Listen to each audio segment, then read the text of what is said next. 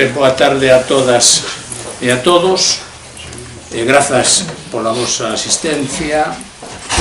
Grazas a Carlos Bernárdez e a editorial Aiovento por invitarme a presentar este libro que, como os outros libros de Carlos Bernárdez, un estudoso de longa traxectoria, dos cales, algúns deles fixen a reseña para o Faro de Vigo. Tiven ese prazer, ese duplo prazer, porque por un lado lía os libros e por outro lado tiña que reflexionar acerca do que os libros propuñan, non? E ambas dúas actividades eran realmente pracerosas para mí, non? É un prazer ler a Carlos Bernárdez pola enorme, amena rigorosidade coa que manexa os datos, coa óptica coas que contemplan as creacións artísticas, e porque, a diferenza de outros críticos, ou, en fin, que practican unha certa historiografía das artes plásticas en Galiza, e logo podemos falar disto un pouco, ao final. Non os vou nomear, obviamente, porque algúns deles, pois, mesmo negan a existencia, non, case, dunha pintura galega, non? Ou unha pintura que teña, unhas artes plásticas que teñan unha raíz galega, non? Falando de un falso universalismo, non? O cosmopolitismo, pero creo que este é un tema de debate que despois podemos, ao final, tocar, pero que xa se insinúa no propio título que vedes aquí, non? Identidade e universalidade, porque son os dous ingredientes fundamentais cos que el elabora un discurso que emana das obras que contempla, que emana do tempo en que cada unha destas obras se insire, e esas dúas perspectivas creo que son fundamentais para que observemos ou podamos observar a coherencia da súa análise. E eu creo que para min é importantísimo isto, máis que importante, porque estamos nun tempo en que se nos negan tantos sinais de identidade, e creo que as artes plásticas forman de modo natural, non de un modo artificioso, non de un modo forzado, pois partes do noso ser como nación. E entón, pois eu creo que iso non contemplalo así é unha forma de mutilar o noso corpo social, non? E entón, creo que Carlos nese aspecto faino esa óptica coa que el examina cada unha das obras que integran, isto que chamamos pintura do noso país, creo que é fundamental, é máis que necesario. E nos tempos que corren, pois ainda moito máis, non? Porque creo que, en fin, estamos asistindo a unha época de claro retroceso, non só das liberdades públicas, que é obvio, non? Comentamos aquí xa de un modo anecdótico que algúns dos debuxos de Luis Seoane que facía na súa época, non? En que criticaba máis que acerbamente non só o nazismo, sino no ano 33 que me mostraches aquí, pois a día de hoxe ese debuxo pois correría un grave perigo visual de ser acusado ou de ir a prisión. Estamos, porque, bueno, vese aí un crucifixo que acaba adquirindo a forma dunha esvástica, e, bueno, pois creo que corren uns tempos de inadmisible retroceso en canto ás liberdades. E isto, pois, enmárcase tamén nese proceso de conculcación destas liberdades, tamén se enmarca, pois, un proceso de borrar, non? De ir non só apagando, sino borrando os sinais de identidade que nos conforman como povo. Entón, por ese lado, o discurso de Carlos, insisto, ten unha coherencia abrallante, unha coherencia contundente, e o que máis me importa do discurso del é o modo en que o elabora, ou seja, faino desde a sensibilidade. E isto tamén é unha cousa que agradezo moitísimo, non é só, como moitas veces tamén existe ese discurso de, bueno, porque claro, como son pintores galegos xa falamos ben deles, aínda que sexan pésimos pintores. Non se trata diso, non? Carlos Bernárdez o que fai en todas as súas obras, desde o principio, é contextualizar pois as producións artísticas, e ademais mollándose tamén estéticamente, cando unha peza ou un pintor lle parece pois que ten unha calidade maior que outro, pois non aforra cualificativos e di, pois sí, este creo que é o mellor retratista deste período, por tanto é valorativo, non é só expositivo, porque expositivos agora podemos entrar en internet e ver aí a produción de cada un destes autores. O importante é enmarcalos, pero non só enmarcalos no contexto galego, non só enmarcalos no contexto hispánico, sino que o que fai é enmarcalos no contexto europeo e, por tanto, universal, non? Que obviamente que onde está o noso povo non é unha illa que está flotando por aí, non? Nin tampouco é un apéndice da pintura española, non?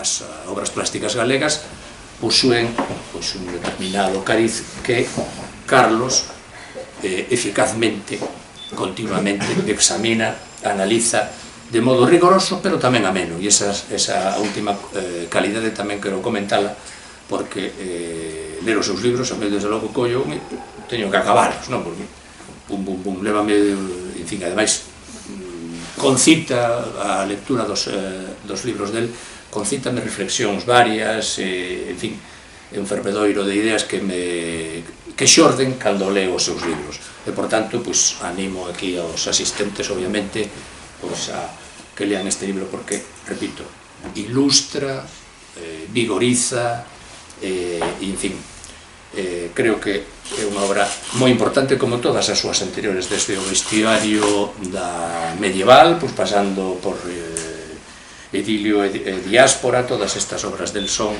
para min, magníficas, e creo que Galiza tamén, en fin, debería darlle certo recoñecemento a esta dilatada xa carreira de Carlos como investigador plástico, non? Alén da súa faceta como crítico literario, que tamén exerceu como edición sobre Manuel Antonio, non? Que tamén é importante. Algo que tamén observo neste libro, porque hai momentos en que emparenta e entronca as producións pictóricas co que facer literario da época, e isto tamén me parece fantástico. As artes tampouco son independentes unhas de outras, sino que están en íntima relación, en íntima comunión, e ás veces en íntima contaminación unhas de outras, non? E isto, cando el fala de Manuel Antonio e relaciona coa xeración dos novos, dos pintores, creo que logo podes falarnos disto, creo que é máis que interesante e máis que importante. E ben, e unha vez dito todo isto, creo que xa lle corresponde falar a él, e eu faríalle xa, este libro está dividido en 6 partes, non? E a primeira parte, que é moi extensa, fala do retrato. Que consideras ti aquí que nos podes comentar agora en público sobre o retrato na historia da nosa pintura? Ben, a ver, previamente, antes de responder á cuestión do retrato, primeiro agradecerche as túas palabras, bueno, moi generosas e amicais, dicir, de vellos amigos neste mundo cultural no que estamos desde hai moito tempo, e que tamén está ten moito que ver con estas palabras, evidentemente. Logo tamén, obviamente, quería estender o agradecemento aos editores, ao Laio Vento, que, como comentou Pepe Carreiro, é a segunda ocasión en que podo felizmente publicar coa editorial. A ele agradecer ademais o seu traballo en particular, e tamén o deseño, fermosísimo deseño da capa do libro, a partir dun cadro excelente, moi interesante, de Arturo Souto. Pero bueno, o deseño de Pepe, que tamén fixera tamén o deseño do libro Idilio e Diáspora, do libro de Luis Xane, un pintor que sabía que facía.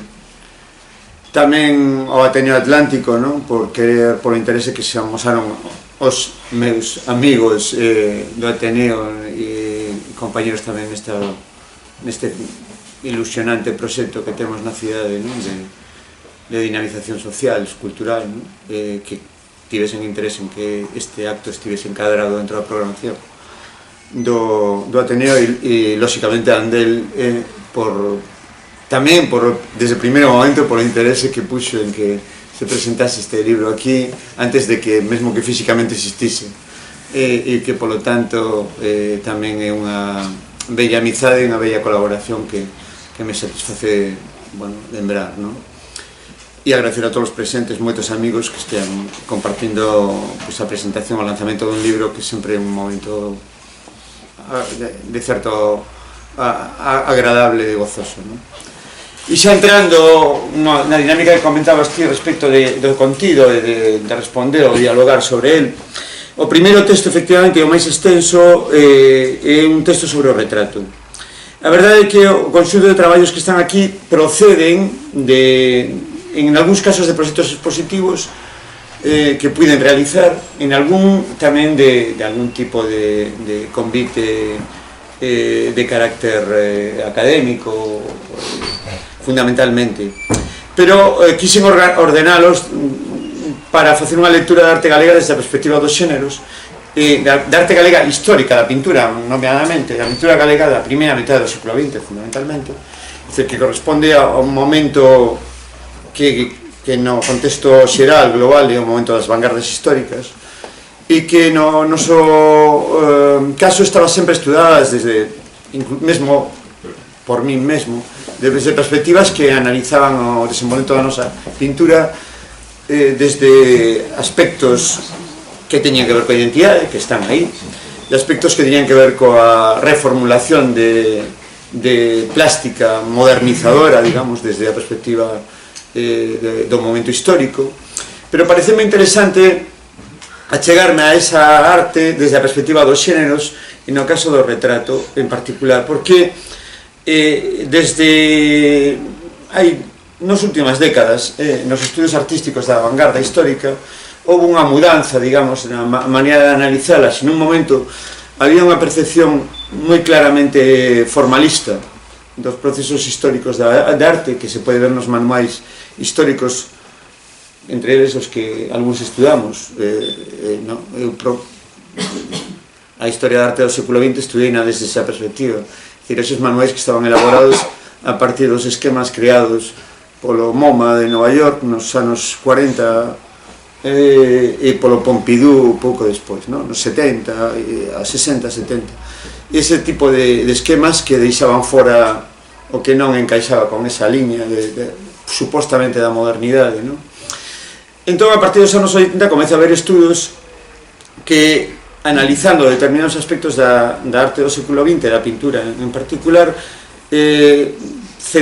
focalizaron a atención en aspectos como o xénero, para ver como, desde a perspectiva do que eran os xéneros tradicionais, se renovaba a concepción estética, visual e tamén temática, e mesmo eso atinxía aspectos que tiñan que ver coa maneira de entender a realidade do seu momento, tamén cultural e mesmo con connotacións políticas. Entón, achegueime ao xénero desde esa perspectiva, é dicir, con esa vontade, ao xénero retrato, por exemplo, con esa vontade de observar como o retrato galego de final do século XIX tiña unhas determinadas pautas que tiñan que ver con un momento coincidentes con aspectos da pintura europea do momento, sobre todo na maneira de concebir que era unha tradición da representación da figura humana que procedía do mundo renacentista, e como se ia modificando iso, e observar que, polo menos ata a pintura galega dos anos 20, 30, 40, e mesmo na guerra, despois da guerra, no exilio, en América, fundamentalmente, pero tamén aquí, había unha renovación intensa, e que tiña moito que ver co que estaba pasando noutros lugares do mundo. É dicir, que ao final, por exemplo, esa submisión, digamos, esa ensumir, por exemplo, a figura, a representación humana, de cara a unha expresión brutal que leva, por exemplo, ao expresionismo abstracto, estaba presente tamén desde a perspectiva da visión da figura. É dicir, o que, ao final, que había algo que une o que se está facendo nun lugar ou outro do mundo, e até, é dicir, podías encontrar ligazóns ata co que estaba pasando, é dicir, nos anos 20 na nova objetividade alemá, co que estaba pasando aquí, ou nos anos 30 con unha figuración tensa en Europa, e estaba pasando aquí de outra maneira, e ata nos anos 50 ou 40 o que estaba a figuración baconiana ou de carácter máis intensamente expresivo, tamén se pode notar en artistas galegos. É dicir, que podíamos ler a pintura, en concreto o xénero retrato, desde a modernidade perfectamente, achegándonos a esa tenza da modernidade que é a que nos corresponde a nós, pero que ao mesmo tempo esa tiña, como ti comentabas, aspectos que tiñan que ver con unha identidade propia que non se quere excluir en ningún momento por parte dos artistas, porque están a maioría deles ligados a ese proceso cultural que une as artes. Ti comentabas o tema de Manuel Antonio, non? A literatura, a pintura, é dicir, é moi difícil entender a Maside senón desligado, por exemplo, do contexto cultural literario do seu momento en Galicia, porque está unido a él, é dicir, e a visión plástica e mesmo a concepción que el ten teórica con que estaba pasando no resto das artes e tamén na literatura tamén, no momento. Mais ou menos esa é un pouco a idea. Continuamos. Sí, Continuamos co libro e despois o libro centrase sobre Carlos Maside, non? E ademais a frase que debuxar do lado do home creo que toda unha declaración de intencións, non? Creo que podías dicirnos algo ao respecto. Debuxar do lado do home, o título dese capítulo é sucedido por unha frase do propio Carlos Maside que a mí me pareceu iluminadora. Hai un pequeno libro de Maside, eu creo que é a primeira monografía de Maside publicada pouco despois da morte dele, no que Carlos Maside está paseando co crítico Fernando Mon pola Alameda de Santiago, e entón Fernando Mon pregunta a Maside: como pintas, Carlos? E Carlos dille: eu pinto do lado do home. Me parece unha definición extraordinaria a mí suxeriume eso non só o conxunto da pintura del, sino tamén todo un período histórico da posición do artista fronte á realidade nos anos de entreguerras, que é onde centrei o traballo para ver o debuxo social del, o debuxo que fai na Nueva España, nun momento moi parecido ao noso, moi tenso, con censuras, con violencia verbal e que é o momento anterior á proclamación da Segunda República, e no que el debuxa ten un conxunto extraordinario de obras, algunhas moi coñecidas, outras non tanto, nas que aparecen grabados de carácter social de unha intensa forza, que o levaron, por certo, o propio Carlos Maside a prisión. É dicir, este tipo de obra, esta aquí da esquerda, ou este tipo de obra de A pasado el orden, que é do ano 31, un pouco antes, meses antes de proclamación da Segunda República, perdón. Aí están ese tipo de obra que representa unha obra de carácter social intensamente comprometida, pero ao mesmo tempo desde unha renovación formal tamén moi evidente, non? Entón, o título de Debuxar do lado do home aludía a esa idea, non? Porque aí, novamente, o contexto artístico galego está en sintonía co que está pasando en Europa a final dos anos 20 e a principio dos 30. Que é o que está pasando? Que hai unha polarización política moi coñecida co ascenso do fascismo, o nazismo, Mussolini, etc., e o contexto tenso que está no propio Estado español do momento, e nesa altura na arte maniféstase claramente esa tensión. É dicir, algún crítico, recordo unha crítica francesa que falaba que fixo unha gran exposición en París sobre ese período, que falaba de que era un momento extremadamente tenso, non? E que era unha época dun arte que reflectía esa tensión no seu conxunto, é dicir, que era o período, era a característica do período, tamén estética, non? E obviamente eso está moi claro, moi evidente cando un ve, por exemplo, a obra da pintura alemá figurativa dese momento, a pintura de Otto Dix ou de Gross ou de todo do momento da chamada nova objetividade, dunha parte da nova objetividade, e que no caso galego tamén se pode ver con claridade en Maside, e non só en Maside, porque se un ve ata nos retratos dese período pode observarse ese tipo de tensión. Eu penso, por exemplo, un precioso retrato espectacular de Camilo Díaz, que foi coñecido, asasinado en 1936, non? Un autorretrato del de 1919 que si non nos din que é de Camilo Díaz, este autorretrato, podría estar reproducido en branco e negro no libro, un podía pensar en Otto Dix perfectamente, é dicir, este tipo de representación, cando un recorda as representacións dos retratos alemáns dese momento, algúns moi coñecidos, o de Bertolt Brecht ou outros, non?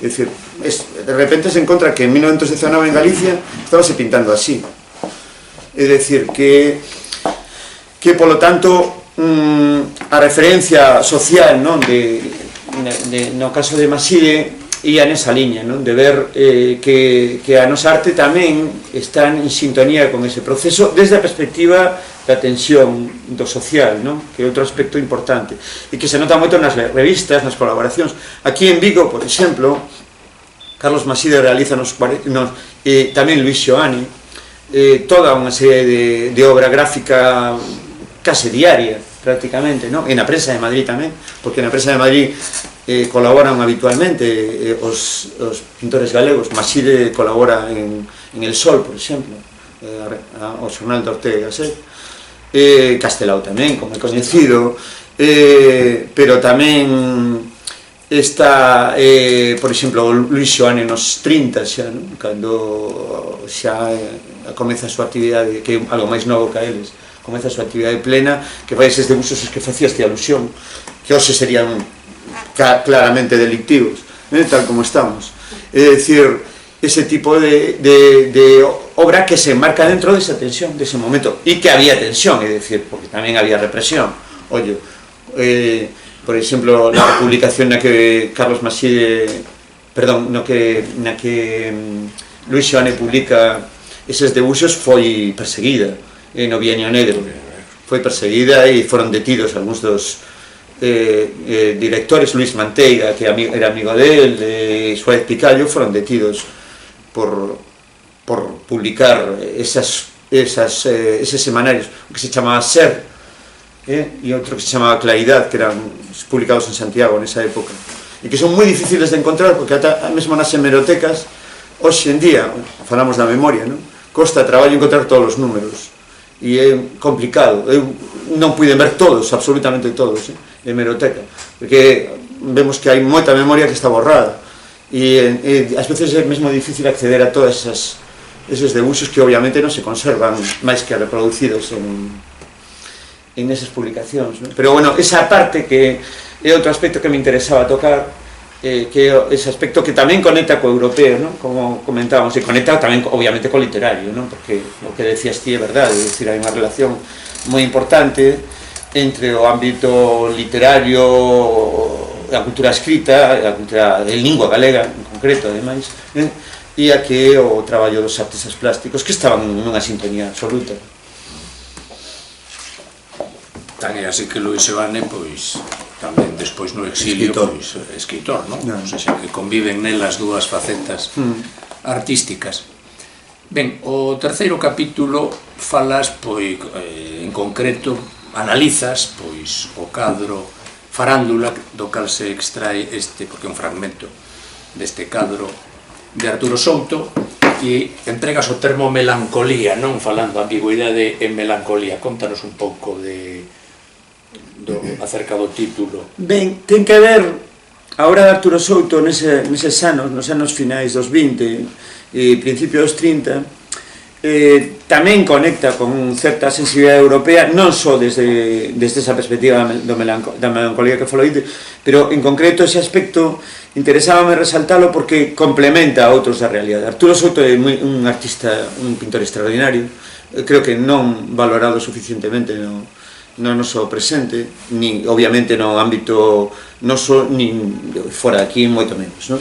É dicir, infelizmente. Ainda que é un dos poucos que si está presente, ou estivo presente en proxectos internacionais sobre o período histórico dos realismos de entreguerras, porque, por exemplo, esta obra estivo nunha grande exposición sobre o realismo máxico, precisamente coas obras de Picasso, as obras de Gross, de Dix, do movimento italiano de Novecento, é dicir, nun contexto de revisión da arte europea do momento desde a perspectiva de esa grande obra que pertence a unha colección privada e que se puido ver aí un par de anos en Vigo, ese tipo de obra sí aparece, aínda que debería aparecer moito máis, desde o meu punto de vista, sí aparece, ás veces en proxectos expositivos de carácter internacional.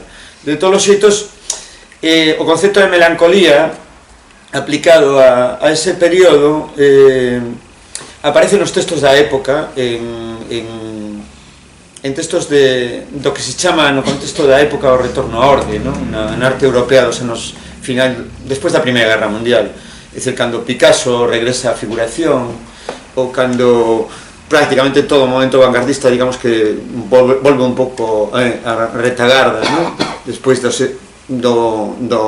evolución formal extrema do primeiro período da vanguarda.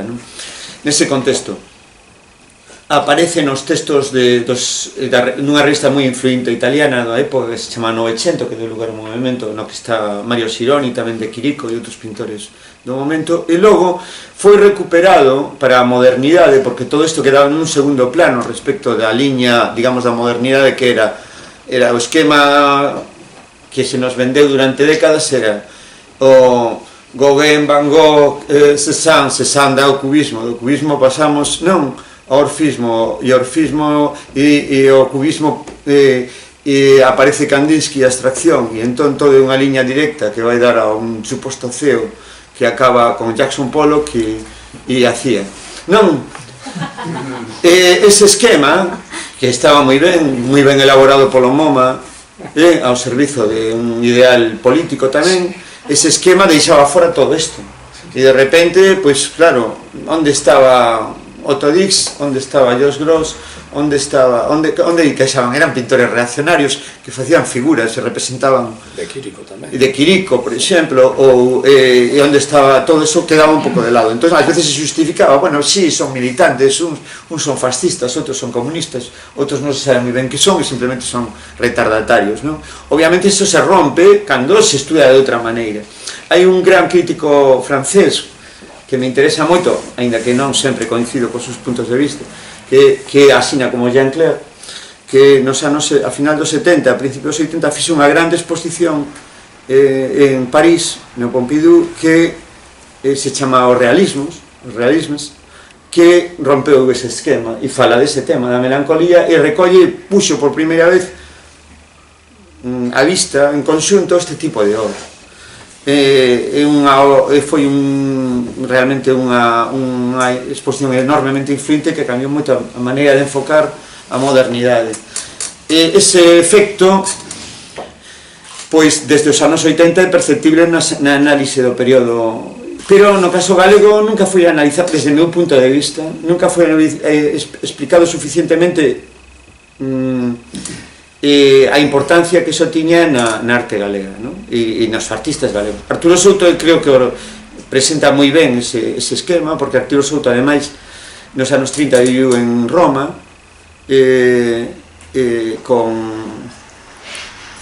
coas bolsas da Academia de España, que estaba Valle Inclán dirixindo a Academia de España, de Roma, e nese período é moi perceptible a influencia dos modelos do Novecento italiano na obra del, pero esta obra é anterior a esa estadía del en Italia, e xa é moi evidente, non, que ese punto ten que ver con esa retorno de Picassiano, por exemplo, que ten que ver con o movimento italiano e tamén con outras sensibilidades do que se denomina habitualmente realismo máxico, que eles coñecían moi ben, Arturo Souto tamén, pero tamén Colmeiro e tamén Maside, é dicir, coñecían ben porque estaba moi divulgado no contexto do Estado español pola traducción da revista Occidente dun ensaio de Frank Roth que se chama Realismo Máxico, un ensaio alemán de mediados dos 20 que se publica moi rápido en español no ano 27, cosa extraña no contexto,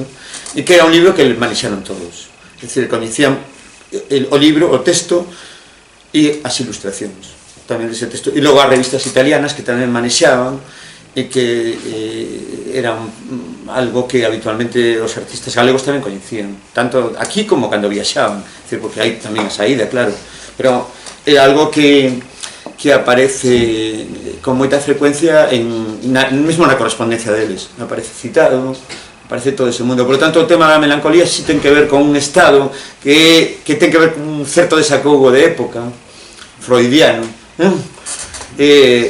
ese sentimento de extrañamento, non? Moi da época, dos 20, 30, e que é outra manifestación dese desacougo. Se un era claramente o social, outro é ese estado melancólico que é perceptible tamén na arte dese momento, e que en boa medida parte de formas como as de Quirico, italianas, que influen moito, por certo, nos alemáns. Había de contacto Italia-Alemanha, non Alemanha-Italia, ese Italia-Alemanha primeiro, e logo de aí tamén de Italia aquí, é dicir, pero os focos de influencia italianos aí son moi importantes. Sí, logo eso chega a Lugris, efectivamente, como dis, chega a Lugris por medio dun foco moi interesante de artistas galegos que son os da revista Alfar da Coruña, no que están dous pintores asasinados polos fascistas, non?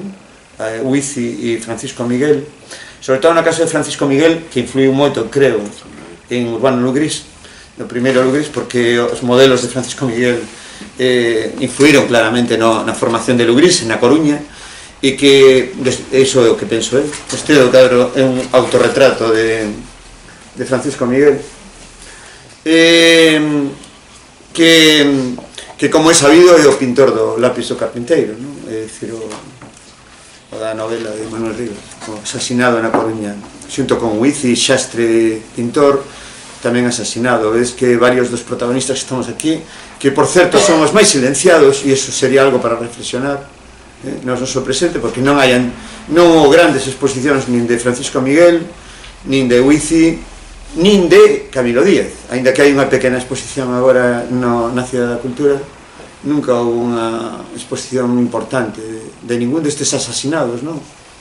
É materia para reflexionar. Di moito. Materia para reflexión, non? Bueno, ese é un pouco ese punto. Esa sería outra das facetas que quería resaltar, non?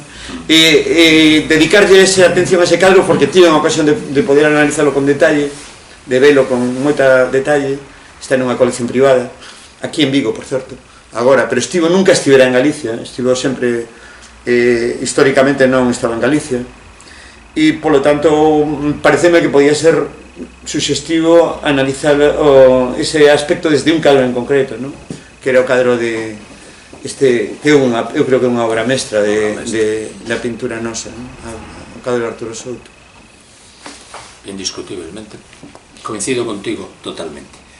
Ben, no cuarto capítulo pois falas de Manuel Colmeiro. Galicia ten un pintor que é esa frase que vas a comentar agora dentro dun momentiño. Contanos. Esa é dun famoso... Na revista Nós, como os que coñecen a revista Nós saben, a presenza da arte contemporánea non é moi abundante.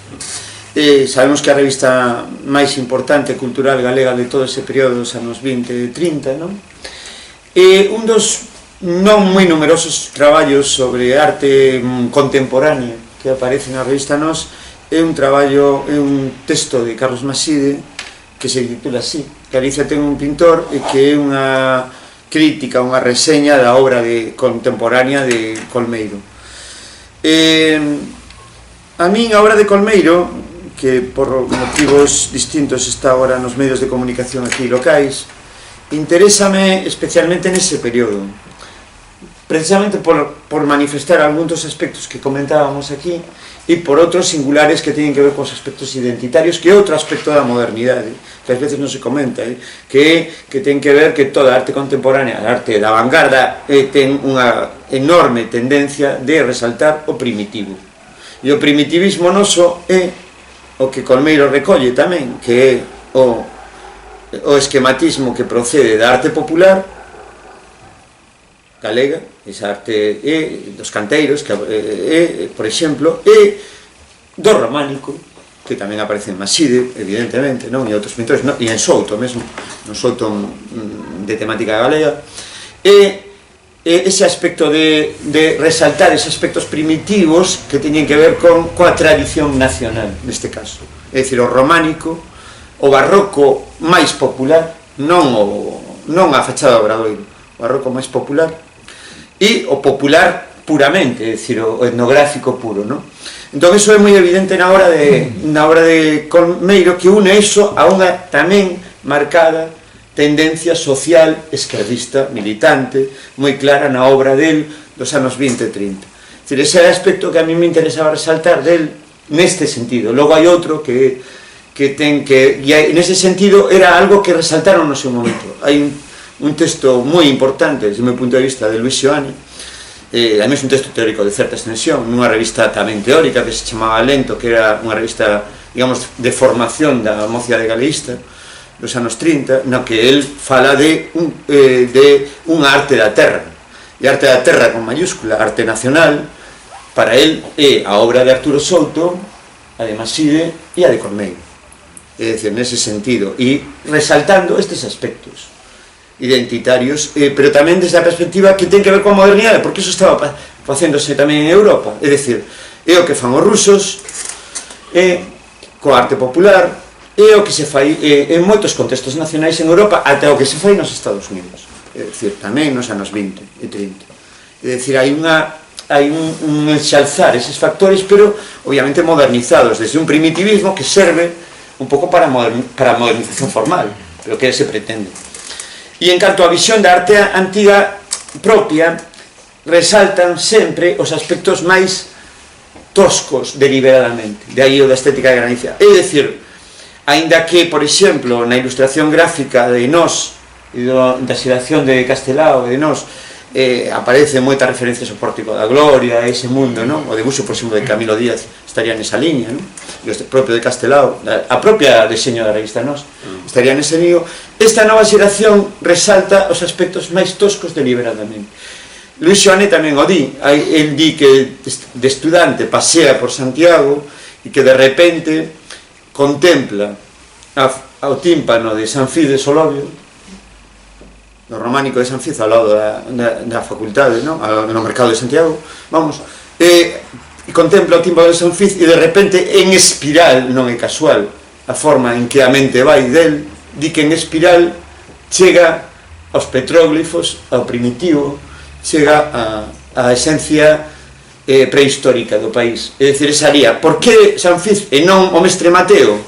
Obviamente, por que San Fiz? Porque San Fiz representa, aínda que non é puramente románico xa, porque ten unhas formas góticas, pero moi, digamos que son formas non de grande arte, diríamos, non son de primeira liña no momento, sino que é unha arte máis tosca, que precisamente por ese sentido é o que lle interesa resaltar. É dicir, e cando a mente circula e está, digamos que facendo un barrido, é como unha especie de bucle que chega a esencia, ao profundo, non? Que é o que quere chegar.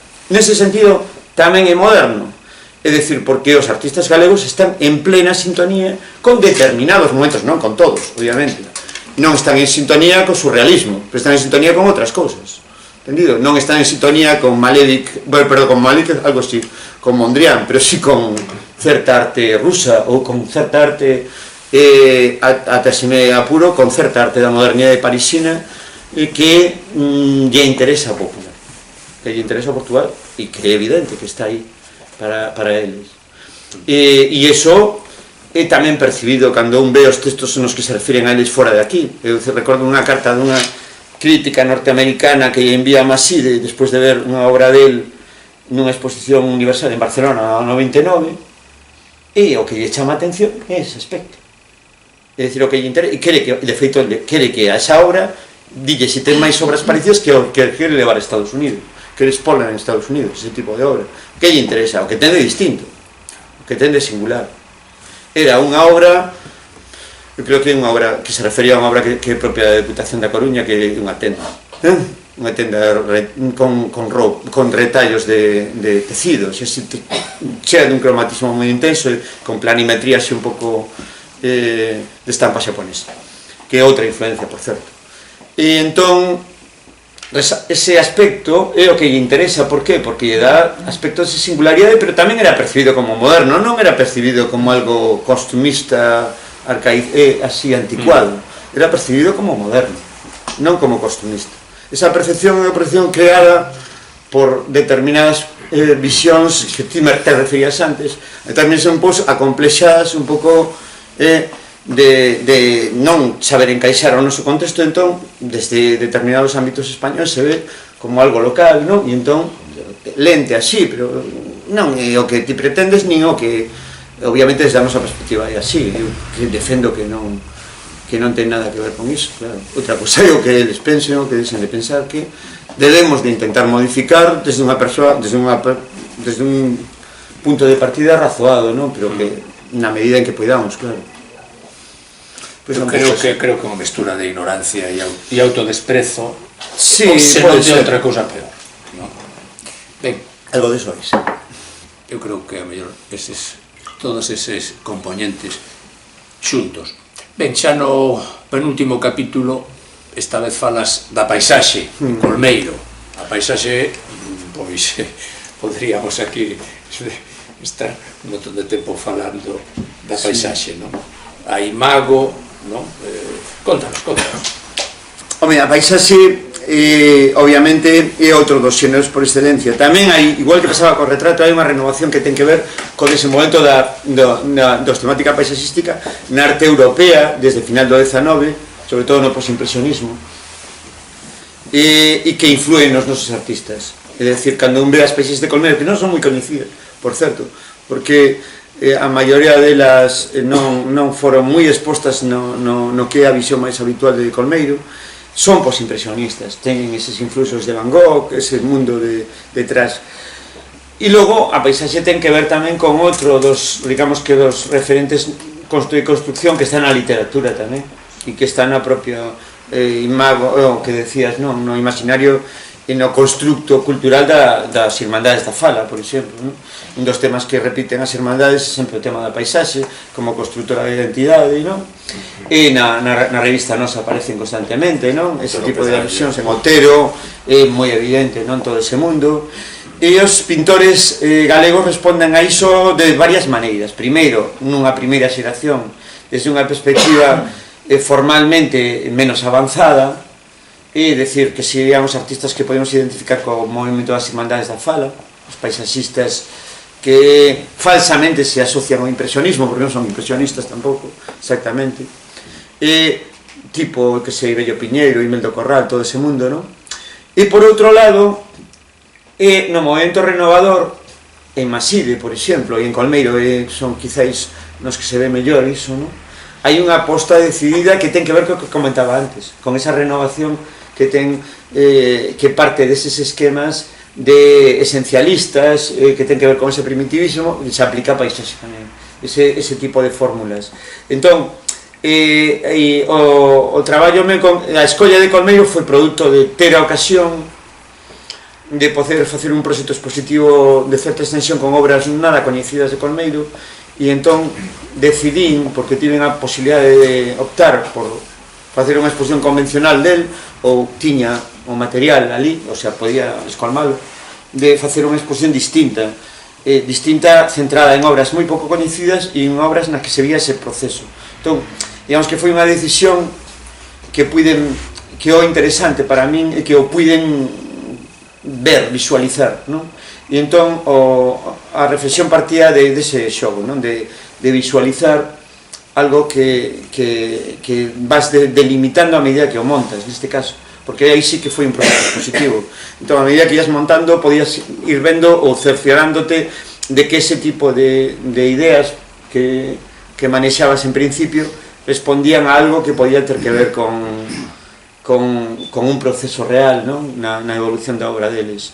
No caso de Colmeiro, tamén son obras fundamentalmente desde antes da Guerra Civil, que a min particularmente me parece o período máis interesante da súa obra, aínda que ao mellor non sexa sempre o máis perfecto, non? Formalmente, pero sí que me interesaba por ese sentido que tiña que ver con ese, é dicir, no momento que os artistas están no tempo, están no tempo, non? No seu tempo, tamén pasa na literatura, no momento en que o escritor responde, non?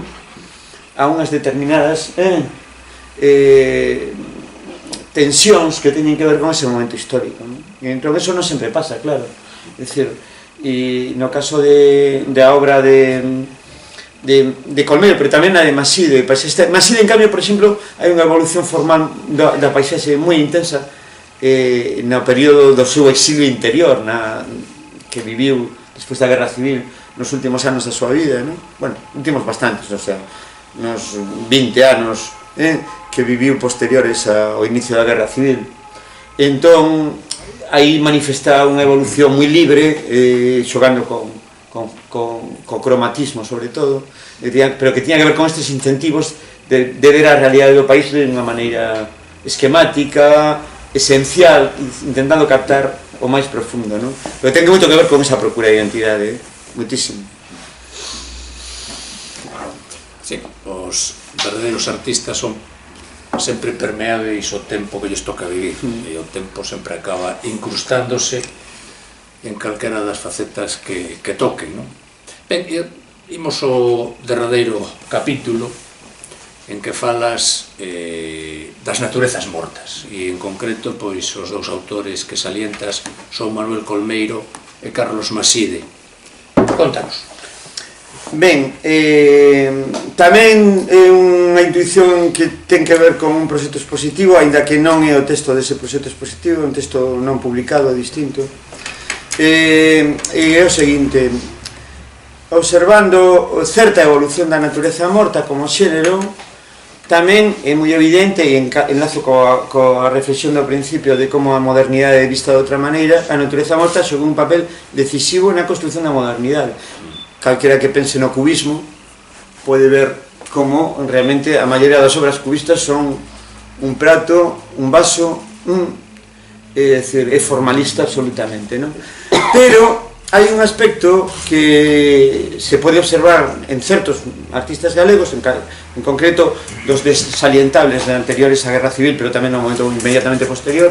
Pensaba en Colmeiro, pensaba en Maside e tamén en Torres, en Manuel Torres, por exemplo, en que utilizan a natureza morta nun sentido identitario.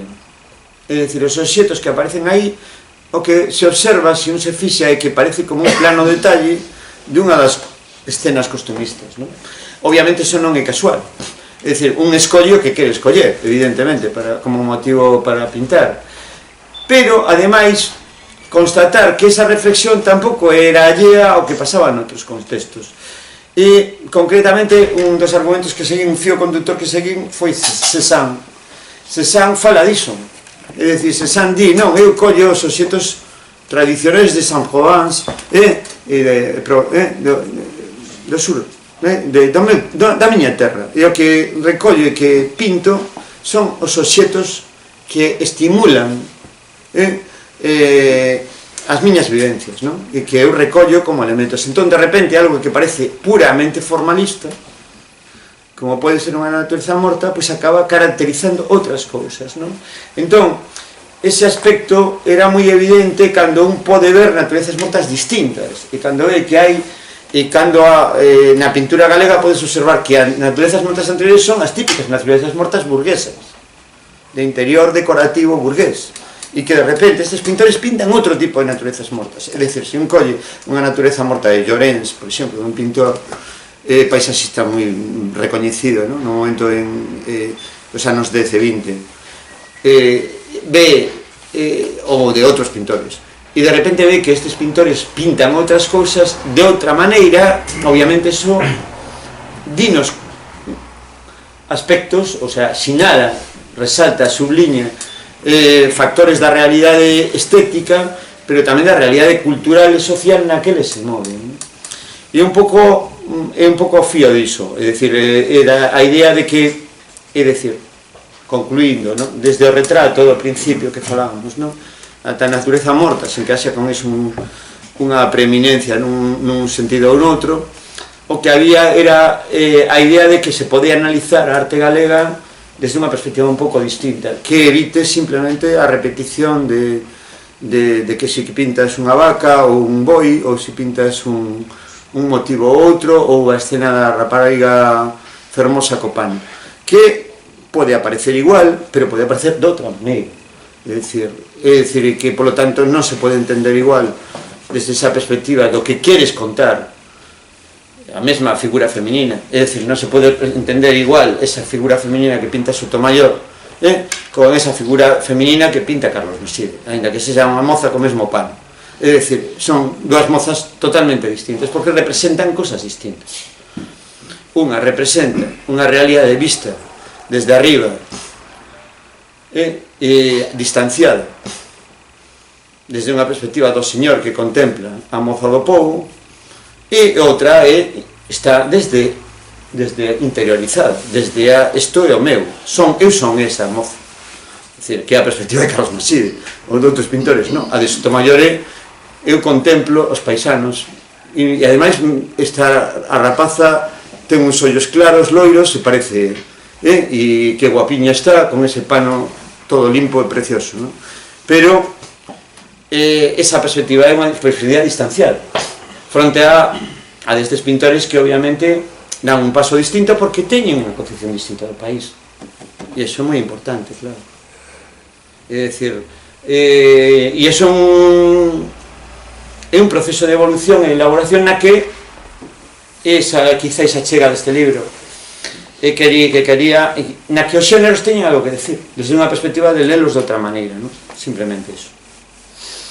Moi ben, pois pasamos aí, cedemos a palabra, cedemos vos a palabra. Sí, entón. No, estou totalmente de acordo contigo no que acabas de dicir do bodegón. O bodegón de Cézanne, o bodegón de Picasso, pois toman o tema e transcenden o tema, fan pintura. E os bodegóns galegos pois fan, entre comillas, antropoloxía. Se queren facer un bodegón, queren que o bodegón sea da terra, que se parezca máis ao enxeurismo da terra moitas veces que para facer pintura. Agradezo que puxeses o autorretrato de Camilo Díaz Mariño, que é un das millores autorretratos entre comillas que temos aquí en Galicia. Un retrato para ser bo non ten precisamente que reflexar o parecido da persoa, pero se non reflexa o parecido da persoa tampouco é un bo retrato, non? Entonces ten que compaxinar o parecido con algo máis. E ese autorretrato de Camilo Díaz Mariño ten ese algo máis que transcende a mirada, o pescozo, mesmo ser delgado no lenzo tamén axuda. Camilo Díaz Mariño, igual que os retratos do seu fillo Díaz Pardo, son grandiosos. Son dos grandes retratistas que temos aquí en Galicia, que, por certo, os pintores galegos non sobresaen precisamente por ser uns grandes retratistas, non? Felicidades por o libro e por a conferencia. Moitas gracias. Concordo co que dis, ademais do gran cadro que eu ademais puiden polo nun proxecto expositivo sobre o retrato, non? E comprobar que realmente sí que é unha obra excepcional, non? Que ten unha calidade inmensa. Os retratos de Jesús Corredoira, que pode ser que é un grandísimo retratista, ese retrato que ten dos Castromil, de todo eso, tiño visto varios retratos de Corredoira, e efectivamente foi dos retratistas máis importantes da súa época, non? Despois, os retratistas tamén moitas veces están vencillados moitas veces por o asunto monetario, non? Diso falo tamén, sí. Efectivamente. Pero o exemplo que posei aquí de Jesús Corredoira pois é magnífico tamén como retratista. Sí, respecto do que diste, eu fago alusión no texto do retrato precisamente ese aspecto, non? Sí. De que efectivamente hai un retrato mediatizado por o aspecto que ti comentas, coñeces moi ben como pintor, non? E esa experiencia profesional, non? Do que o que mediatiza, non? A representación que é para alguén concreto e que eso, pues, evidentemente. Pero, por exemplo, comentaba que non se pinta exactamente igual os amigos que un retrato, por exemplo, estes artistas que teñen un estilo moi persoal non pintan igual a un amigo intelectual, por exemplo, que a un retrato de encarga. É dicir, é distinto, e iso na posguerra onde había que sobrevivir é moi evidente. Por exemplo, penso en Laxeiro, por exemplo, non? Pero se pode ver noutros pintores, non? Hai que saber que os pintores en unha época vivían única e exclusivamente do retrato. Sí. Ora, o retrato funcionaba viñan máis encargos, non había máis encargos. Claro. E iso, cuantas veces, pois, perxudica o auténtico retrato.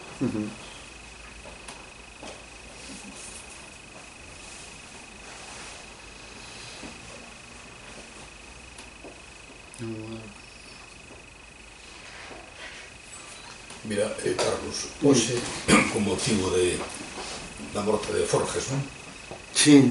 Que no telediario falaban de que Forges fora un gran renovador, non? Como humorista. E a mí me enseguida a cabeza, nese momento, tanto Maside como Castelao, e tamén Bagaría, non? Sí, Bagaría, sí. Entón, eu creo que estamos falando de cousas distintas cando se fala de humoristas como Forges ou cando se fala de humoristas gráficos, digo polo dibuixo sobre todo, non?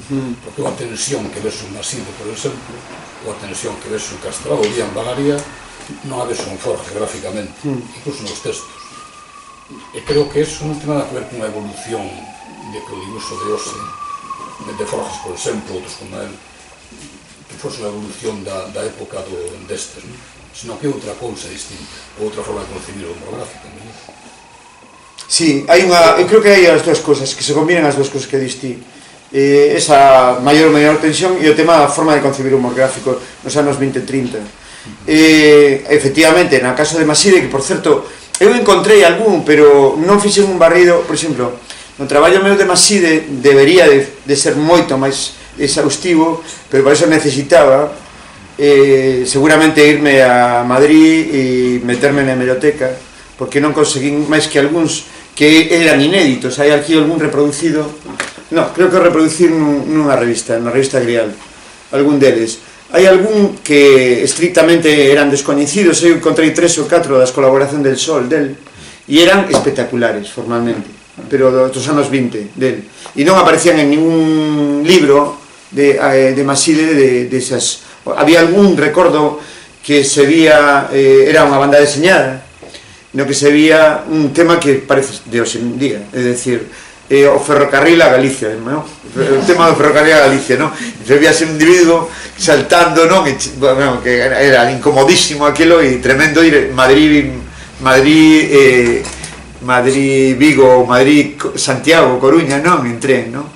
É dicir, pero eran unhas bandas deseñadas espectaculares as que facía Maside, por exemplo, na prensa en El Sol. Outra cousa moi curiosa é o aspecto lingüístico, é dicir, nas ilustracións gráficas que fan os artistas galegos en Madrid están en galego habitualmente. Cando os personaxes son marcadamente galegos non se traducen, o sea, escríbenos en galego. Castelao, por suposto, mas Maside tamén, é dicir, cando son claramente cando queren representar galegos, están en galego e non se traducen.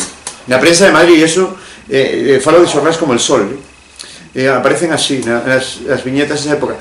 Está pendente un traballo exhaustivo dese período de Maside en concreto, e logo creo que tamén en certa medida Xoane aprendeu moito de Maside, nese tipo de, na época que fai ese tipo de ilustración que son extremadamente potentes, as que fai para nos anos 30, na época do Bienio Negro.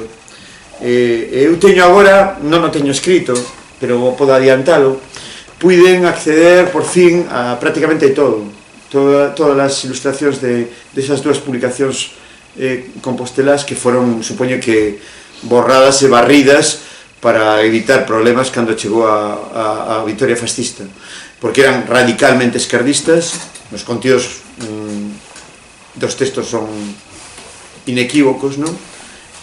Moi críticas, además os nomes, atácase a persoas concretas con nomes, apelidos, moi agresivo, ademais, o debate político, non?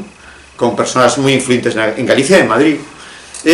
Pero as ilustracións que puiden por fin ver non están aínda neste libro, acabo de velas hai 10 días por primeira vez e teño pendente de estudalas, son extraordinarias, non esas. Esa que comentaba Román antes do Cristo é unha delas, pero eu coñecía 5, 6, 7, non recordo desas, non? pero hai bastantes máis. E, por exemplo, moitas delas son caricaturas de políticos. Aparecen un dos máis caricaturizados, obviamente, o presidente do Consello de Ministros da época, que na Bienio Negro, como se chama? O da Ceda, vamos. Gil Robles. Gil Robles aparece por todos lados como nazi, directamente, é dicir, nas de Maside e nas de Seoane. Parece como nazi, abrindo a porta ao fascismo, ou pon, máis que Hitler ás veces, noutras pon fascio, non? Fascio, tal, e aparecen, por exemplo, Gil Robles abrindo a porta ao fascismo, por exemplo, non? Fascio, de ilustracións potentísimas e visualmente moi potentes que recordan algunhas, por exemplo, moito as de Josh Gross e as alemás no momento, moi parecidas algunhas, non peores para nada, é dicir, as de Seoane son, eu creo que mellores. Eu creo que o do Cristo ese supera con moito o famoso Cristo da Cámara de Gas, perdón, da Cámara de Gas coa máscara antigas que ese que tes aí ti, Xaime, na man. Eu creo que comparamos ese debuxo, que por certo costou un suizo enorme a Gross en Alemanha, na República de Weimar, estivo condenado por ese debuxo. Ese, se o comparamos co que está no libro de Seoane, o outro, creo que, desde o punto de vista plástico, o de Seoane, co tema da esvástica, non? É perfecto, é dicir, supera con moito de Gross. Eu creo que é un debuxo extraordinario nese sentido. Eu, por exemplo, no seu momento comparino con outro, pero tamén creo que é mellor o traballo de Osnoso, sinceramente, con outro núcleo que non creo que os coñecesen, que é o núcleo do que se chama Colonia Constructiva, un grupo comunista de artistas alemáns da época de Weimar, que eran usaban un esquematismo tipo constructivista ruso, pero figurativo. E hai un deles que se chama Gerd Arts, que foi o único que sobreviviu ao nazismo dese grupo, que ten tamén xogos de esvásticas e pon debuxos de guerra e tal, non? Guerra moito antes da guerra, falou do ano 31 e pon guerra, non? E se ve todo o militarismo nazi, non? Por medio da esvástica, ese tipo de debuxos. Obviamente estaban na linguaxe de momento e aparecen moito tamén en Maside os debuxos del pueblo gallego, que esos son máis coñecidos porque se poden consultar aquí en Vigo, este tipo de debuxos. Por exemplo, este de Mussolini, que é definición de fascismo, DOP, un superhombre e varios millones de infrahombres. Este é fantástico, con ese diseño nítido, claro, non? E o do lado é sencillo aparato mecánico pendular que dice sí, construído por Hitler para votar en plebiscito, cando se reforzou o poder de Hitler, non? Que é un robot, o tema do que tan de moda, non? Aquele que é o tema da época de Metrópoli e todo eso, non? Ese robot que debuxa Maside, por certo, estes son del pueblo gallego, son de aquí de Vigo. Son del país, agora non se pode. Son del pueblo gallego de Vigo, dos anos 30. Pero destas hai moitas, e titúlaos, ademais, Viñeta Aria. Viñeta Aria, Maside, non? Pero os de Seoane ainda son máis radicais nese sentido. Está, porque como a ese que comentábamos da Cruz Gamada co Cristo, non? Que é dicir, como se están transformando os católicos, directamente. En que están chegando os católicos? É dicir, os católicos están transformándose en nazis, sí, directamente, é dicir, di eso hoxe. Entón, claro, estamos nunha linguaxe, pero non é un simple panfleto, porque esa que comentas ti, esa cualidade que non sempre se encontra agora, non? Que ten ese debuxo, e que eu creo que simplemente o comparar coa grande ilustración, por exemplo, xermana dese momento, diz que non ten nada que envexar, é dicir, en absoluto. É dicir, o que estaba facendo nese momento. Que ocorre? Que obviamente pois non é valorado suficientemente. Non quero resaltar iso porque a maioría coñecedesme abondo e temos falado moitas veces desa cuestión, non? Pero é que non é nada coñecido fora de Galicia, é dicir, toda esta cuestión. É dicir, non só non coñecido, senón non valorado. A anécdota que eu teño comentado algunha vez, de que eu nunha exposición en Madrid hai 3 anos encontrei que unha revista deseñada por Cándido Fernández Mazas aparecía atribuída a Dalí. Eso é real, isto vino eu, Caixa Forum, podo decirlo, podo decir a exposición que era unha exposición moi interesante sobre arte de entreguerras, que non aparece ningún galego, e aparecía atribuída a Dalí. Por que aparecía atribuída a Dalí? Porque o exemplar desta revista era de Dalí, porque asinou Dalí, como se ti asinas este libro. É dicir, bueno, pues, non son Carlos Maside, non, eso é a asinatura do propietario da revista, non? Que nese caso era Salvador Dalí, pero agora era dun pintor moi interesante galego, Cándido Fernández Mazas, do movimento renovador tamén, que tamén está aquí na parte do retrato, e que é un exemplo. Ou, por exemplo, nunha exposición sobre na Reina Sofía, no contexto da arte da Guerra Civil, os debuxos de Souto non aparecen citados, aparece aberta unha páxina con debuxos de Souto e non se sabe de quen son. Os de Arturo Souto, cando é coñecido que no bando republicano quizáis unha parte moi importante dos álbuns de guerra máis notables son galegos, son os de Castelao, son o de Souto e o de Luis Xoane no exilio, 13 estampas da traición, que é un álbum de guerra, realmente, está feito en plena guerra, ademais, exiliado, para a servizo da causa republicana, e mesmo outros que permaneceron na sombra, non? Podíamos citar outro tipo de usos, os de Colmeiro, etc. Pero en todo caso que é unha parte sustancial da arte ao servizo da causa democrática republicana a que teñen os artistas galegos e obviamente non está visibilizado nese sentido, non? É dicir, de maneira suficiente, creo eu. Ou, xa digo, estes anécdotas son reais, ou, por exemplo, eu vin o ano pasado unha exposición sobre arte dos 40 en España, non? Nas que os debuxos de Colmeiro estaban mal datados 10 anos, o sea, 10 anos de diferencia, non eran, aparecían como obras dos 40, obras que eran dos 20, é dicir, eran uns bosquexos de uns murais que non fixo para o Concello de Santiago, que eran dos anos 29 ou 30, e aparecían na arte dos anos 40 en España, é dicir, cando ele estaba exiliado en Bos Aires, non? É dicir, ou nesa mesma exposición Urbano Lugrís aparecía na sección de arte fascista, coa noso cuarto do Vello Mariñeiro, por certo, e logo no catálogo non había nin referencia, o sea, non aparecía nin citado. Estaba o cuarto do Vello Mariñeiro de Vigo, non? E outra obra de Berbés que aparece citado Martín Codas, por certo, e esas dúas obras, e aparecieron como arte fascista, o sea, unha obra que cita Martín Codas nos anos 40 como arte fascista, é dicir, é un disparate, o sea, se citas a Martín Codas non pode ser fascista, é dicir, nos anos 40 é imposible, é dicir, é imposible, non? É excluinte, é neotrovadorismo, efectivamente, por citar a referencia, é unha cita neotrovadoresca, pictórica, porque hai relación, é neotrovadoresca, pero non é fascista para nada, claro.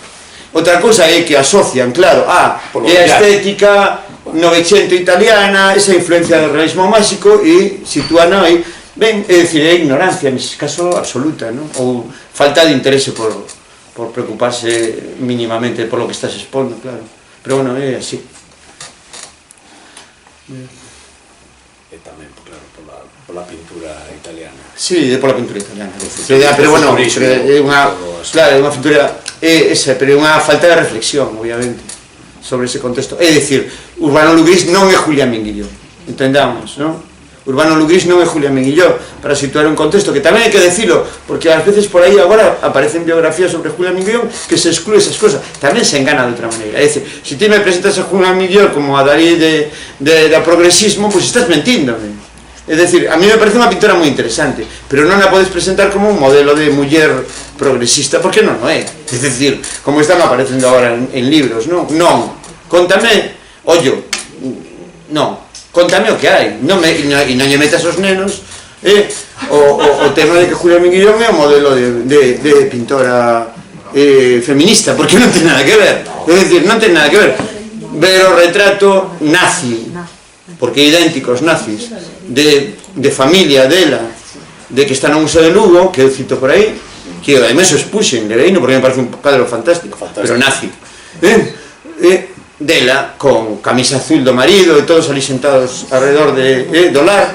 Entón, eso é outra cousa, ademais podes ver cadros nazis idénticos, porque esa é a estética en que está. Entón, eso tamén hai que decilo, e non pasa nada por decilo, está moi ben decilo, e sigo dicindo, é unha pintora moi interesante, pero hai que entender, e lela no contexto. Por eso o de lecturas que poño ten esa intención, que a pintura tamén se lee, é dicir, ou pode lerse, non?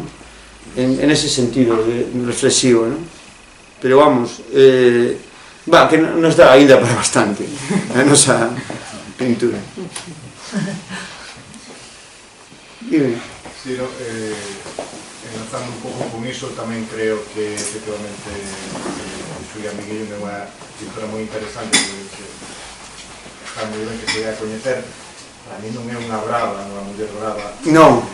É menos o que eu entendo da nosa historia. Non. No sentido que eu entendo. Seguindo un pouco o que dicías, a mí tamén me sorprendeu a escolla desta muller.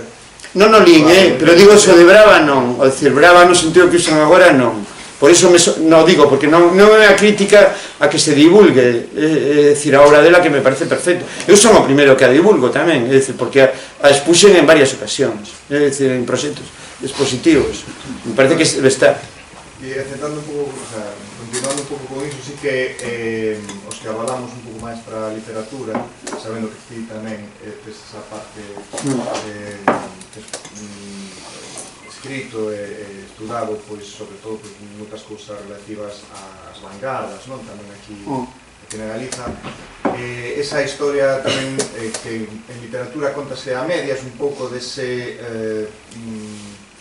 freo un pouco que de alguma maneira a Xeración Nós ou Risco ou eses malentendidos que un pouco entre as vanguardas e esa xente que estaba creando a nosa tradición e que de alguma maneira esa tensión que é moi interesante porque en outros lugares non aconteceu, porque aquí, claro, levamos 60 anos de tradición moderna ou contemporánea e non había esa tensión en outros lugares, non? Creo que é algo moi interesante que seguramente daría para escrever muitísimo sobre... Sí, eso é certo, sobre iso, non? Sí. Anímote a... Non, a ver, é certo que sí existe a ver, hai unha certa distancia xeracional que les marcan, pero que tamén se pode observar na literatura. Román e outras persoas aquí presentes coñecen o mellor que a min. É dicir, a distancia, por exemplo, de Rafael Dieste coa Xeración Nós, ou é dicir, ata editorial, non publican nos mesmos ámbitos, ou outro tipo de cosas que son xeracionais, sí. Por exemplo, Rafael Dieste, que ademais foi o grande teórico do grupo de renovadores da pintura, porque é a persoa que avala, digamos, con un discurso elaborado, moi interesante, por certo, un discurso elaborado ao movimento renovador galego. É dicir, para nós de UTC, fiel ata os últimos días da súa vida, dando conferencias falando sempre do movimento renovador e falando dos seus, que eles eran, entre eles, era a xeración, Xoane tamén o decía, non? Da república, dos republicanos. É dicir, os que eran esa xeración que se estaba marcada por ese efeito de fidelidades e de experiencias compartidas. E efectivamente non é exactamente a mesma xeración Nós. O que non quere decir que o enfrontamento fose un enfrontamento radical, pero era realmente había unha distancia, obviamente, non? Que está moi estudada no ámbito literario, moi coñecida, e que tamén se pode observar no ámbito plástico. O que ocorre que, obviamente, habería que ir, quizáis, o grande artista, os grandes artistas que representarían a sintonía Nós serían Camilo Díaz por un lado e por outro a Sorei. É dicir, que estarían máis na estética, non? E, bueno, había algún outro seguidores deles, Uxío Souto, por exemplo, non? Un escultor moi interesante, exiliado, por certo, tamén. Ben, decir, esa estaría aí, existe, podríase marcar ese proceso, non? Tamén claramente. Por certo, a Sorei, que me parece un artista interesantísimo, interesantísimo, e moi moderno, e digo así de claro, moi moderno, bastante máis moderno que case toda a escultura española do contexto da época, a anos luz. Aí hai un detalle significativo: as obras propiedade do Estado están depositadas en Lugo, non están no Reina Sofía, onde están cousas de cuarta división na escultura española da época, e o que era renovador de verdade nesa estética figurativa realista era Sorei, non era Julio Antonio nin todos estes, non? A anos luz. E iso a proba é cando iso ve xente con outros ollos. Eu fixen iso nalgún contexto universitario distinto de aquí con estranxeiros, e alucinaban con a Sorei, alucinaban, dicían, isto de onde sae? Alucinaban. Agora vas a Madrid e o Reina Sofía non quere a obra, tena depositada no Museo de Lugo. non a colocan na historia da arte española. Obviamente, somos pouco españoles, non muchos españoles. Para eles, digo, é dicir, non é unha valoración puramente política, non quero falo, somos pouco españoles artísticamente. Se queres non respondes, xa que estamos co tema estes días, coa censura Santiago Sierra, coa esta obra sobre os presos políticos, aunque falando niso hai un preso político galego que é Carlos Calvo, que entrou con 23 anos na cadea, leva xa 6 anos, se sai a cober. Ben, non sei se agora que foi mercada por un dos socios de Mediapro, Santiago Sierra falas, non? Exactamente. E está ofrecendo un pouco os museos do Estado, pois igual ter un museo galego, se pensas que algún vai animar. Imagino que Cidade da Cultura non, mas igual... Bueno, Santiago Sierra expuxo en Vigo, no Marco. Santiago Sierra, non creo que todo o soubese. Non, Santiago Sierra expuxo no Marco, é dicir, na sala grande, no espazo grande abaixo, expuxo Santiago Sierra. Eu lembro que escribín un artigo sobre a obra de Santiago Sierra que estivo en Vigo. Ben, a miña opinión, vou simplemente sobre o que pasou. Simplemente é unha opinión desde unha perspectiva dos procesos estéticos, o que pasa. É moi curioso. Ben, a miña lectura cando vin eso foi a seguinte. O proxecto expositivo referenciado de Arco habitualmente era un estado, non? Convidado. Ata este ano. Este ano creouse un tema. Entón, convidouse a unha grande pensadora, comisaria internacional, que é Chus Martínez, que por certo é galega, que traballa en Suiza, que é unha extraordinaria teórica, desde o meu punto de vista. Eu valoro moitísimo o traballo dela, e sigo o seu traballo, pareceme extraordinario. Pero o discurso que elaborou é un discurso que eu non coñezo con detalle, por lo tanto, simplemente permíteseme que bueno, simplemente unha reflexión un pouco así ao fío da actualidade, non unha reflexión sobre o traballo dela, porque non o puiden ver aínda. Ela fai un traballo sobre o futuro, non sobre un país. O sea, o país é sustituído, o territorial é sustituído por un concepto máis abstracto, non? Que podemos ver, non sei, o punto de reflexión dela, que o verei, espero verlo. Pode ser filosófico, pode ser esteticista, ou pode ser sobre os ámbitos da mobilidade espacial e vital, non sei. Supoño que será moi interesante o traballo dele. Pero a miña impresión, cando vin o tema da censura da obra de Santiago Sierra, é a seguinte: ben, é como, decir, ti non colocas o territorio e de repente o territorio apareceche como unha bomba, que é Cataluña. O sea, de repente, ti exclues a nación, non a colocas no discurso porque é algo pasado de moda. Digo, non quero decir que eso é a intención dela, para nada. Digo, a miña impresión, isto é da miña colleita. E de repente é como unha bomba que te estopa nas mans. E estopa nas mans e aparece, plaf, aí. E de repente o territorial non é xa o protagonista de México en Arco, Venezuela en Arco ou Alemanha en Arco, non. É, boom, os presos en Arco, non? E o territorio dos presos. É dicir, que ás veces a arte acontece fora da arte.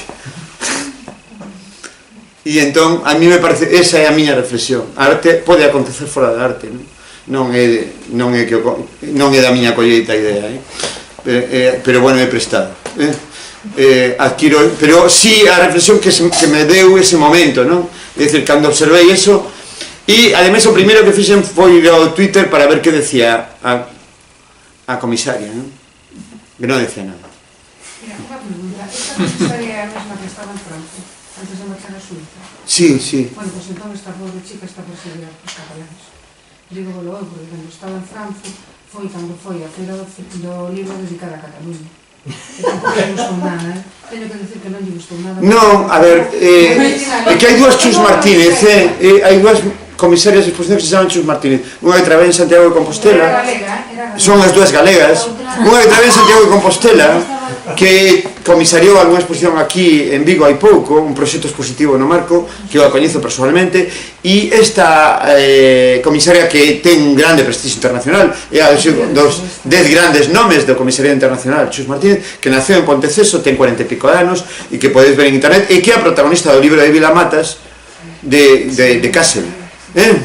E a protagonista sae no libro, porque ela foi comisaria axudante na documenta de Kassel, non é calquera, é dicir, ten un nivelón, entendido? E eu constato o nivelón porque vin o seu traballo, e oí en algunhas súas conferencias, e nin algúns dos seus textos, e ten un nivelón, é dicir, non teño nada que decir nada. A miña é unha reflexión puramente persoal sobre o feito, o impacto que me produciu a min ese feito. Non teño, non é unha crítica para nada ao traballo dela, porque seguro que vou, seguro que é interesante, desde o meu punto de vista, estou seguro de que é interesante, porque é unha muller extremadamente inteligente, podes ver algunhas das conferencias delas en internet, ten unha reflexión sobre o local e o global moi interesante, é dicir, non podes non coincidir ao 100%, pero é lógico, é normal, pero é moi interesante o traballo dela, que eu recomendo ver, se alguén quere ver algún traballo dela, podes ver algunha conferencia en internet, e ten reflexións moi interesantes, e que ademais o fai tamén como galega, é dicir, porque aparecen reflexións desde a súa experiencia vital, non? Que teñen que ver co territorial. Agora, non descoñezo eso, Marga, que dis? Non, se non sei se é a mesma persoa. Si é a mesma, descoñezo eso. Ela traballou, mira, foi directora de un museo en Nova York, estivo en Alemania, e agora é directora dun proxecto moi importante en Suiza. Foi comisaria convidada ou axudante na documenta de Kassel, a última documenta de Kassel, e agora encargáronlle este proxecto para Marco, pero digo que me chamou a atención o feito de que por primeira vez non aparece un estado para o barco, non para o barco, para barco, perdón, gracias, pero para Arco, e que aparecese de repente o país aí, como unha bomba, non, en riba, é dicir, como se a realidade bueno, pues é como unha lousa que se coloca aí en riba túa, non? E de repente pues todo o demais queda borrado, non? De feito, de todas formas esa obra se consulta con o Rozco, director de Arco, ou co mismo coa comisaria, pois desde logo non vesen sacado. E a galerista, seguro, se a galerista di non se saca, non se saca, non. Pero a galerista viu un grandísimo negocio que lle suprimise unha obra da... Obviamente, xa vendeu por 95 millóns de sí, pero, e o futuro que ten a galerista e o artista, o sea que eso... Sí, non, a galerista, si non a quere sacar, non se saca. Sí, eso é certo, pero o certo é que hoxe na principal páxina de arte internacional en inglés a noticia destacada era a censura en arte. Desgraciadamente, bueno, podese valorar as valoracións que se queran, pero eu recibo diariamente e nas páxinas de as grandes páxinas moi importantes e divulgadas en millóns de usuarios de ese tipo de páxinas, o primeiro que destacaba en Estados Unidos, que normalmente destacan a venda de un Rothko, o non sei que, a colección de un de Hollywood, non? Digo eso porque normalmente o que destacan ese tipo de cosas, o a obra de algún dos artistas anglosaxóns estes que venden a sumas enormes, non? Pois hoxe o que destacaba era censura en Arco. Esa é a realidade. Claro, sin entrar en valoracións ni da obra de Santiago Sierra ni no tema que dis que é moi evidente, e tes toda a razón, porque se vendeu inmediatamente moi ben por 90 e pico mil euros, non? Subía a cotización e ten exposicións para estudiar. Sí. E o que non considero que se xa moi oportuno no mundo da arte mirar para outro lado, no caso destas cousas. Me dá a impresión de que pasou, que un pouco pasou o mesmo que cos Goya, non? Mirar para outro lado. Mirar para outro lado foi moi evidente en algúns sectores moi modernos. Onte hoxe foi moi evidente. Moi de mirar para outro lado, e non falo obviamente de ninguén en concreto, pero sí que se pode observar seguindo o que pasa. E obviamente, pois, noutros países, pois, a recepción deste tipo de feitos é distinta, lóxicamente, porque a percibes desde a realidade na que vives. E, bueno, esa é un pouco o fío de que comentabas, non? A miña reflexión, digamos, desde a perspectiva un pouco da estética, non?